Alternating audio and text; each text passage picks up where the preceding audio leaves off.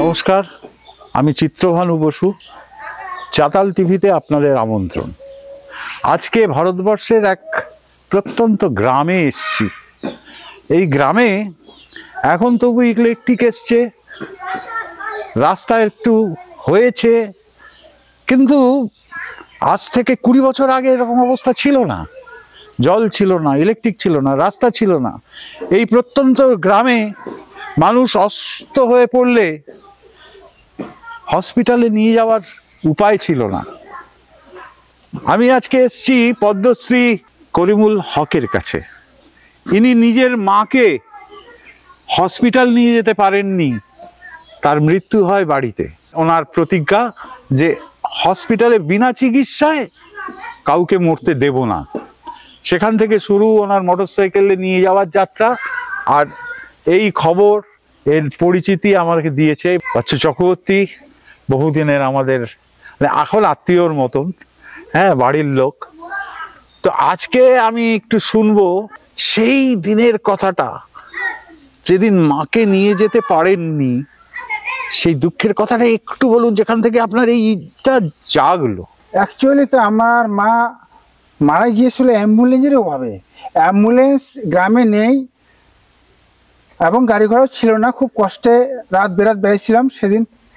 তো পারলাম না মাকে বাঁচাইতে, মা চলে গেলেন। তো আমি সেদিন থেকে শপথ নিয়েছিলাম যে মা কাউকে বিনা ট্রিটমেন্টে আমি মরতে দেবো না। সেদিন থেকে আমার একটা ভাবনা ছিল। তো আমি বাইকটাকে অ্যাম্বুলেন্স বানিয়ে এখন পর্যন্ত 6,500-এরও বেশি পেশেন্ট এরিয়া থেকে নিয়ে গেছি। 6,500-এরও বেশি নিয়ে গেছি, বিভিন্ন জায়গায় নিয়ে যাই।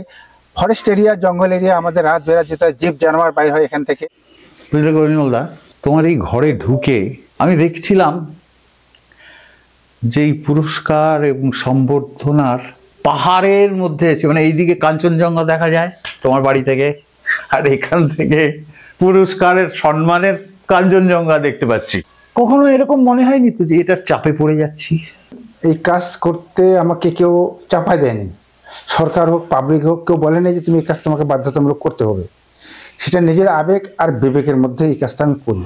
তার কারণ হচ্ছে আমার মা যে ছিলেন, আমার মাকে আমি বিনা ট্রিটমেন্টে মরতে দেখেছি। মাকে হসপিটাল নিয়ে যেতে পারিনি গাড়ি অভাবে।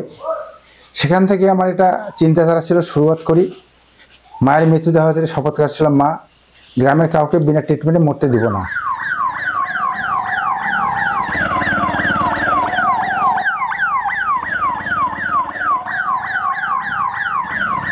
এখানেই মা থাকতেন? মা এখানে থাকতেন, আরো কুড়ের ঘর ছিল আমাদের। আচ্ছা, কুড়ের, এটা তো পরে হলো, এটা কুড়ের ঘর ছিল, মানে খড়ের ঘর।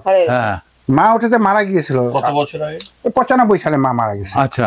তো সেদিনে আমি ভাবছিলাম যে গরিব হলে যা অবস্থায় হসপিটালে যেতে পারি নাই, শপথ কাটছিলাম যে কাউকে আমি বিনা ট্রিটমেন্টে মরতে দিব না। প্রথম বাইকে কাকে নিয়ে গেলেন? ওটা প্রথমটা হলো চা বাগানে যখন কাজ করতেছিলাম, তখনই আমার যে সাথে কাজ করে সে অজ্ঞানে পড়ে যায়। তখনই ম্যানেজার কি গিয়ে বললাম, স্যার ও আজিউল गिर गया है, उसको हॉस्पिटल लेना है। कहा तुम्हारे तो बाइक चलाना आता है। मैं हाँ आता है। फटाफट कয়েকজন মিলে বসাই দিল। আমি গামছা দিয়ে ওকে বাঁধ দিলাম, পিছনে একজন বসেছিল, ধরে নিয়ে গেলাম হসপিটালে।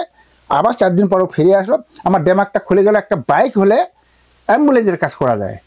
সাপ কাটা বহু নিয়ে গেছি, অ্যাক্সিডেন্ট বহু নিয়ে গেছি।